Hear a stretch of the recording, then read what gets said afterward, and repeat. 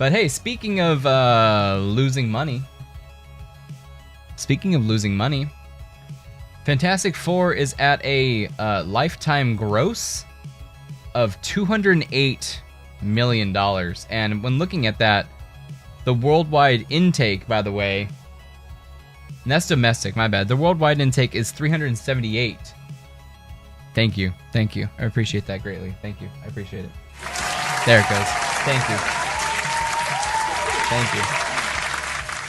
The worldwide take is 378, and by the way, we aren't sure if that is the amount that they actually go home with it. What are we talking about here? We're talking about Fantastic Four's box office totals. And the rumor has it possibly the same amount of money on marketing than they did making the movie. Now, rumor has it, I am like flabbergasted, I don't want to say it. So they may only walk away with like $100 million profit, if that. They marketed the shit out of this movie. It's insane, dude. That's what I heard. I heard $200 to $300 million, and I heard this from my local comic shop. So if they have only taken home $378 million and they spent $400 million or even $300 million, that is not looking good, man. And also, I mean, it could be hearsay, but even their friends, I enjoyed it too. I enjoyed it. I thought it wasn't bad. I mean, if anything, it's been the best thing that they've come out with in a long time. I mean, Thunderbolts was good too, man. But what I heard was even everybody at the comic shop, everyone who was working there, they were like, our friends are not normies. Our friends are nerds. They used to be MCU heads, and they don't want us to go to the movies. They aren't gonna go to the movies. They don't care. They do feel like it's homework. It should have been a show. It was so good, but needed 4 to 6 hours worth of story with those characters in their world. Yeah. Also, I forgot who was mentioning that. Like, I think it was Superior. The comic book really did fill in a bunch of material. You're missing 30 or 40 minutes was in the comic book, Brett. The comic was the entire story that was the introduction.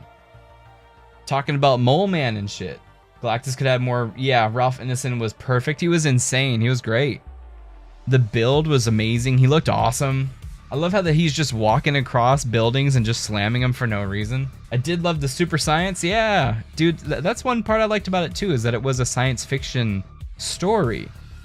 It was just a science fiction story, and I think what we are now seeing too is they kind of blended all of these superhero movies into the genre of a superhero movie. And what a superhero movie was the Joss Whedon quips, the Avengers stuff, level threats, those kinds of things, versus a comic book movie. A superhero movie used to be a different genre.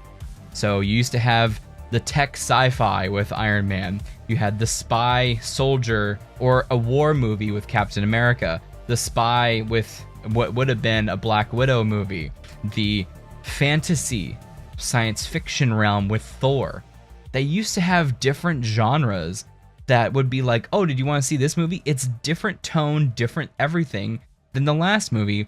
And what's happened was all of these movies kind of blended together. They blended together to be the genre of a superhero movie. They are no longer a spy movie. They're no longer a science fiction movie. They're no longer a fantasy magical movie. Even with Doctor Strange, it's not like a magic movie anymore. They're all just a comic book movie. And what you're seeing now split again, Thunderbolts was more of a spy group movie, but it still had the kind of old guard still jokes in there. I felt like it was heartful. I felt like it was full of heart. I think it was a spy drama, but the mystery and all that stuff was sucky. I admit, I didn't like Valentina at all. I didn't like her character. I didn't like her group. They were not threatening to me at all. I didn't like any of that. But then this movie, Fantastic Four, really was a return to form of this is a science fiction family movie. meaning it is a family who does science fiction, and they're not dumb people. They, like in my review, I talk about how they show you each of their specialties and why they were chosen for this mission. They're not stupid people. They're all scientists, astronomers, whatever, astronauts, that kind of thing. And so this is a science fiction, galactic science fiction movie, which is good. Science. Pedro Pascal is pretty good as Reed Richards. Yeah, definitely.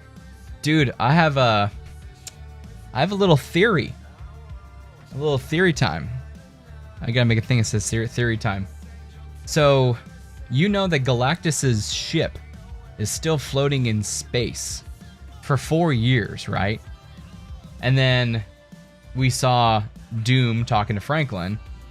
Do you think Doom got his hands on Galactus's ship and is retrofitting it? So my theory, Doom is working on that ship. He is in the world 828 already. He's been in 828. He is another scientist or whatever.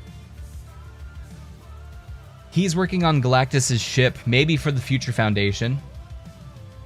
And then something happens.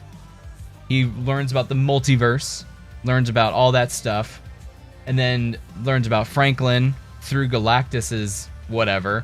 Maybe he was doing a captain's log, Stardate 122234. And then he goes after Franklin, takes Franklin, and then that's when we see the Fantastic Four have to jump universes. They end up in our 199999. What if Galactus ended up in Earth 616? Maybe. They did mention that they were trying to teleport themselves, right? And they said that they were going to teleport themselves to the same exact spot, as close within 2% to a yellow star, to a Goldilocks area, right? So again, we're talking science fiction. The Goldilocks area is the area in which an Earth-like planet can form and survive. So he was going to teleport the moon and the Earth to another solar system across the galaxy or across whatever, into this Goldilocks zone so that they could live. And again, there was a 2% chance of failure, or a 2% chance of not being in that area. So it's possible that he landed in the 19999, but I think they kind of just teleported him across space, and the Silver Surfer as well. But that's my theory, man. That's my theory. Doom is going to figure out about a bunch of stuff. He's going to, because in Secret Wars, the original Secret Wars, not John Hickman one, Doom actually did want Galactus's ship. So they may be doing Secret Wars from 2015, more so closer, but they may take parts from the other Secret Wars. And in that one, Doom tries to play Galactus so that way he can basically kill the Beyonder, right? I think Galactus ended up in the main continuity in Final Fantasy. God damn it. Fantastic Four show up to address the problem that they created. I can see that too. Why did they change the Earth from 199 to 616? Isn't 616 the Earth from the comics? Yes, it is. That's why I will never call it the 616. I don't care if it's said in Doctor Strange Mom. I don't even remember what it says in Deadpool and Wolverine. I don't know if it says 616, but I will never consider that the real 616. The 616 is the comics. Is the comics universe. And then the Ultimate Universe, and that's when Secret Wars is when the 616 and the, oh god, what was the Ultimates universe number? But they merged, and that's when Miles Morales and Peter Parker hang out. But that's my hypothesis, man. That's my hypothesis on why, and usually we used to do a lot of homework, and it's been 20 years. Oh my god, my light's dying. It's been 20 years of MCU movies coming up on 20 years. Can you believe that, dude? 20 years? But coming up on 20 years, they're gonna need to reboot. They're going to reboot. At the end of Secret Wars, I think it's going to be a brand new universe, just like Secret Wars 2015 was a blend of Ultimates and 616. You know, Miles Morales with Peter everyone else in there too. 210 hours? That's not too bad. That's good. That's experience right there. But dude, yeah, there's gonna be a reboot. After Secret Wars, there's gonna be a reboot. They're gonna recast. And we were talking about that at the bookstore too. It's like, comic book fans are kind of used to a new issue 1. I'm not sure how movie fans are gonna be. Do you guys think audiences are going to be okay with someone new playing Tony Stark? But that's what's going to happen. And the second part that needs to happen is they need to lower these budgets. They need to figure out some way of lowering the budgets. Most likely, they may try to cast no names, kind of like what they did with Legend of Zelda, because the characters should drive the viewership more than the star in this case. You know, build up the characters, make some good movies for 70 million. If you made Fantastic Four for 70 million, you would be $300 million in profit. Smaller, more interconnected stories. Yes, for sure. The world doesn't always have to be on the line, right? There doesn't always have to be a beam in the sky.